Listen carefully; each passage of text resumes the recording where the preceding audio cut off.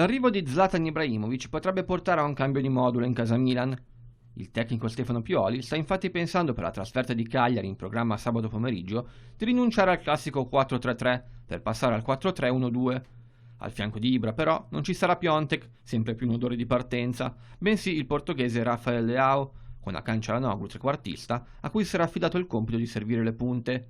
Sacrificato così anche Suso, lontano dai suoi migliori standard e bersagliato dal pubblico di San Siro. Sergej Milinkovic-Savic è il miglior giocatore di dicembre. La valutazione è stata fatta attraverso le statistiche di Stats Perform, con l'ausilio dei dati registrati da Netcosport.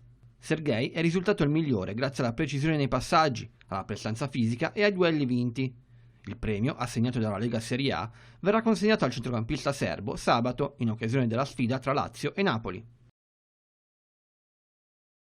Il direttore sportivo della Roma Gianluca Petracchi ha rifiutato l'offerta arrivata dalla Cina per l'acquisto di un difensore centrale tra Fazio e Juan Jesus.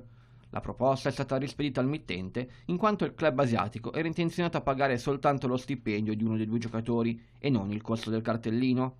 Fazio, che al momento non è richiesto da altri club, resterà dunque alla Roma almeno fino a giugno.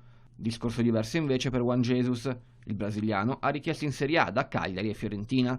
Si attendono anche sviluppi sulla questione Kalinic, che al momento ha rifiutato diversi club, convinto di rimanere nella capitale.